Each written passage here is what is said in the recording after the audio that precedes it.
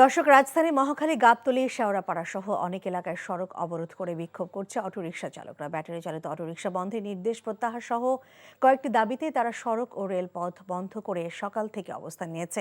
যাচ্ছি রাজধানী মহাখালীতে, সেখানে আছেন আমাদের স্টাফ করেসপন্ডেন্ট মেজবাহ হাসান। আমরা তার সঙ্গে সরাসরি যুক্ত হচ্ছি। মেজবাহ, সড়ক এবং রেলপথ অবরোধের সর্বশেষ কি তথ্য আছে আপনার কাছে জানাবেন?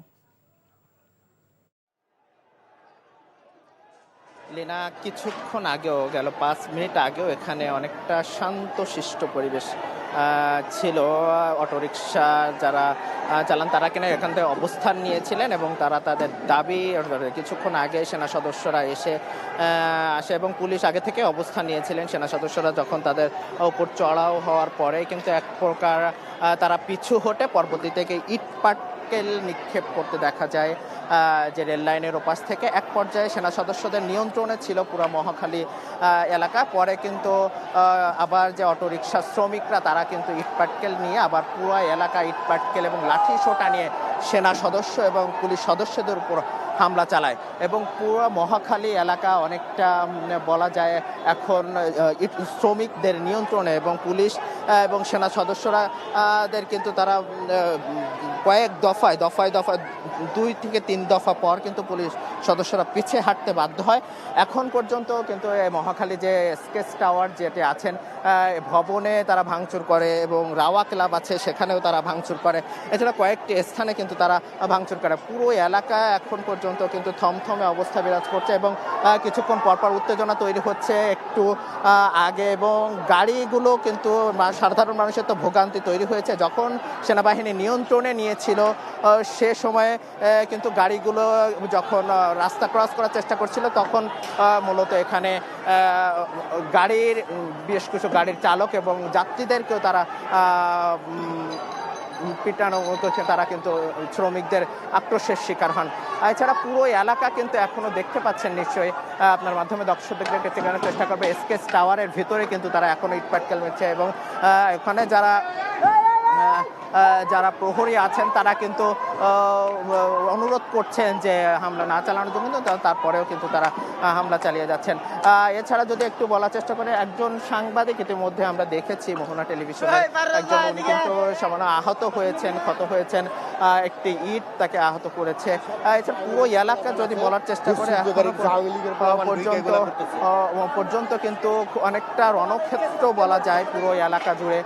পুরো এলাকা কিন্তু শ্রমিকদের নিয়ন্ত্রণে। সাধারণ যে শ্রমিকরা যে যারা আন্দোলনে একটু আগেই আন্দোলন করছিলেন শান্তমত, তারা কিন্তু অনেকটাই মারমুখ বলা যায় এবং বিভিন্ন সময় তারা কিন্তু হামলা করছেন এবং স্কেচ টাওয়ারে মূলত দাবির কথা বলে রাখি, গেল 3 দিন আগে কিন্তু উচ্চ আদালত থেকে একটি রায় দেওয়া হয়। অটোরিকশা বন্ধের যে রায় দেওয়া হয়, সেই অটোরিকশা বন্ধের রায় দেওয়ার পরে আজকে থেকে নিষেধাজ্ঞা হওয়ার কথা, কিন্তু আজকে নিষেধাজ্ঞা তারা না মেনে কিন্তু তারা আন্দোলন করে এবং তাদের যে দাবি যে আসলে অটোরিকশা বন্ধ হলে তাদের যে আয়ের যে জায়গাটা, রুজির যে জায়গাটা, সেটি বন্ধ হয়ে যাবে।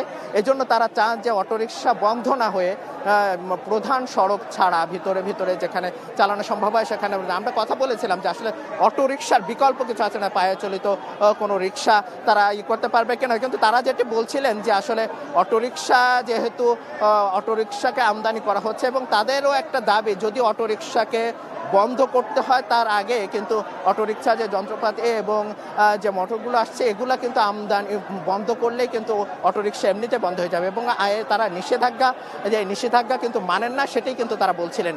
এই ছিল মহাখালী থেকে সবশেষ। লীনা, জানছিলাম মহাখালী থেকে অটোরিকশা চালকদের অবরোধের সর্বশেষ খবর। শেওড়াপাড়ায় আমাদের স্টাফ করেসপন্ডেন্ট কায়কোবাদ মাহমুদের কাছে আমরা সরাসরি যুক্ত হচ্ছি তার সঙ্গে।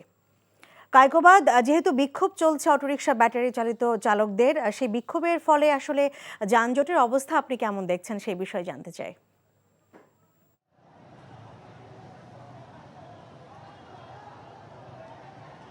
লিনা, এখানে কিন্তু সকাল থেকে আমি এই মুহূর্তে আগারগাঁও আছি, আর এখানে কিন্তু সকাল থেকেই কিন্তু 8টার পর থেকে অটোরিকশা চালকরা কিন্তু বিক্ষোভ করছেন, তারা সড়ক বন্ধ করে।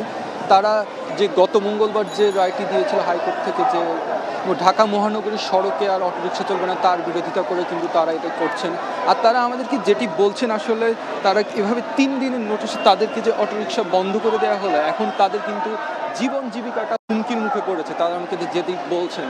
আর তারা বলছেন যে তাদের যে মূল বিষয়টি, যে উৎপাদন হচ্ছে অটোরিকশা, যে আমদানি হচ্ছে, এগুলো বন্ধ না করে তাদেরকে কিস্তি দিয়ে কিনতে দেওয়া হচ্ছে, এরপরে বন্ধ করা হচ্ছে, যার ফলে কিন্তু তারা এখন তাদের দুর্বিষহ জীবনযাপন করছেন। তারা তাদের কিস্তির টাকা দিতে পারছেন না, তাদের সন্তানদের স্কুলে বেতন দিতে পারছেন না, এমনটি আমাদেরকে বলছিলেন। তবে এটির সাথে এটি আমি জানিয়ে রাখি যে আপনাকে, যে সকাল থেকে যেহেতু অবরোধ করা হয়েছে, আর আজকে সপ্তাহে বৃহস্পতিবার, আজকে একটি ব্যস্ত দিন, তার ফলে আমরা দেখতে পাচ্ছি কিন্তু লম্বা জ্যাম কিন্তু আমরা দেখতে পাচ্ছি এখানে। তারা কিন্তু অ্যাম্বুলেন্স অর্থাৎ জরুরি পরিষেবা ছাড়া, শিক্ষার্থী এরকম পরিষেবাগুলো ছাড়া কিন্তু তারা অন্য কাউকে যেতে দিচ্ছে না, কিন্তু অ্যাম্বুলেন্সরা তারা যেতে দিচ্ছে। তারা এ ব্যাপারে তারা এখানে কোনো ধরনের কঠোর ভাব দেখাচ্ছে না। আর এছাড়া কিন্তু সাধারণ মানুষ কিন্তু যারা ছিলেন, যেহেতু দীর্ঘ সময় অতিবাহিত হয়ে গিয়েছে, তারা কিন্তু যার নিজেদের মতো করে পার হয়ে গেছেন, হেঁটে পার হয়ে। আমি যদি দেখাই, এখানে কিন্তু চারদিকে আসলে পুরো সড়ক বন্ধ, আর মোটরসাইকেল গেলেও কিন্তু তারা একটু বাধা দিচ্ছে। এই মুহূর্তে কিন্তু এরকম একটি ঘটনা আপনারা দেখতে পাচ্ছেন এখানে। তো সব মিলিয়ে কিন্তু সাধারণ মানুষ এখানে কিন্তু ভোগান্তিতে পড়ছেন। তারা আমাদেরকে যেটি বলছেন যে আসলে এই ধরনের বিষয়গুলো আসলে সড়ক থেকে দ্রুত সম্ভব আলোচনায় নিয়ে যাওয়া উচিত, সরকার থেকেই সিদ্ধান্তটা আসা উচিত আরও কঠোরভাবে। আর শৃঙ্খলা রক্ষা বাহিনীর উপস্থিতি কিন্তু এখানে এখন পর্যন্ত আমরা সেভাবে দেখতে পাচ্ছি না। সব মিলিয়ে তারা বলছেন যে আসলে যতক্ষণ না তাদের দাবি মানা হয়, তারা কিন্তু সড়কটি ছাড়বেন না, আর সাধারণ মানুষের ভোগান্তি এর সাথে চলছে। তো লিনা, এই ছিল এখানকার সর্বশেষ। দর্শক, আমাদের সহকর্মী কায়কোবাদ মাহমুদ জানাচ্ছিলেন শেওড়াপাড়া থেকে অটোরিকশা চালকদের বিক্ষোভের খবর। দর্শক, যেমনটি জানিয়েছি, রাজধানী মহাখালী, গাবতলী, শেওড়াপাড়া সহ অনেক এলাকার সড়ক অবরোধ করে বিক্ষোভ করছে অটোরিকশা চালকরা। এবং আমরা এখন এই মুহূর্তে যাচ্ছি আমাদের সহকর্মী নাহিদ প্রিন্সের কাছে। তিনি আছেন কমলাপুর রেল স্টেশনে এবং তার সঙ্গে আমরা এই বিষয়ে জানবো। আমরা সরাসরি যুক্ত হচ্ছি নাহিদ প্রিন্সের সঙ্গে। নাহিদ, আপনি এখন আছেন কমলাপুরে। আপনার কাছ থেকে জানতে চাই যে সারা দেশের সাথে রেল চলাচল বন্ধ রয়েছে, তো এই বিষয়ে আপনার কাছে কি তথ্য আছে আরো?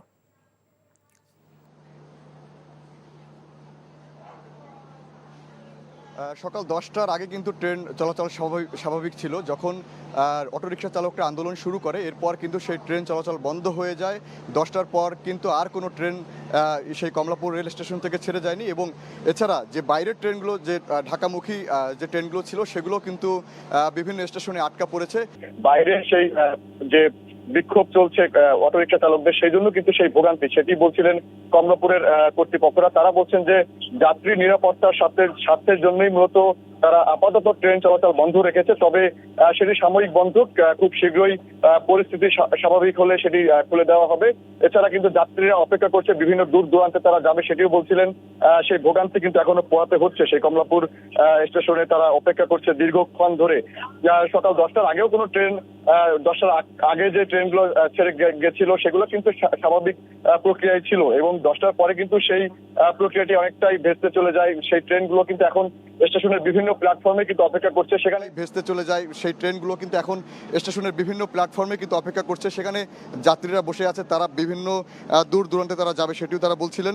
এছাড়া স্টেশন কর্তৃপক্ষ যেটি বলছেন যে ট্রেনের যদি যাত্রীর সমস্যা ঘোচাতেই মূলত তারা আপাতত ট্রেন চলাচল বন্ধ রেখেছে। কারণ কিছুদিন আগেও একটি বিশৃঙ্খলা ঘটনা ঘটেছিল, ট্রেনকে কেন্দ্র করে কয়েকজন আহতের ঘটনাও ছিল। সেই সকল বিষয়কে মাথায় রেখেই তারা মূলত ট্রেন চলাচল অনেকটা বন্ধ রেখেছে, কারণ যাত্রীরা যেন দুর্ভোগে না পড়ে, তারা যেন ক্ষতিগ্রস্ত না হয়, সেই দিকগুলোই তারা বিবেচনা করছে, এটি বলছিলেন।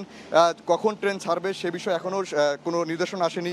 সেখানে অ্যানাউন্স করা হচ্ছে যে তারা বারবার এই বিষয়ের জন্য তারা দুঃখ প্রকাশ করছেন যে ট্রেন চলাচল যে বিলম্বে ছেড়ে যাবে, সেগুলো যেন তারা তাদের কাছে দুঃখ প্রকাশ করছেন, সেটি বলছিলেন। যে যাত্রীদের নিরাপত্তার স্বার্থের জন্যই মূলত সেই ট্রেন চলাচল বিলম্ব হচ্ছে। মূলত ঢাকাতেই কিন্তু সেই আন্দোলন চলছে অটোরিকশা চালকদের। আমরা দেখাচ্ছিলাম, সেই মহাখালীতেও দেখেছি, আগারগাঁও এবং শেওড়াপাড়ায়ও দেখেছিলাম একই চিত্র, যেখানে রাস্তাঘাটও কিন্তু বন্ধ রয়েছে। তো কমলাপুরের যে দৃশ্য, সেটিও কিন্তু একই রয়েছে। যাত্রীরা দুর্ভোগে পড়েছে, যারা ট্রেন স্টেশন সেটিও কিন্তু ছেড়ে যাচ্ছে না। তো এই ছিল কমলাপুর রেল স্টেশন থেকে আমার কাছে সর্বশেষ। আমাদের সহকর্মী নাহিদ প্রিন্স কমলাপুর থেকে জানাচ্ছিলেন সেখানকার রেল যোগাযোগের সর্বশেষ খবর।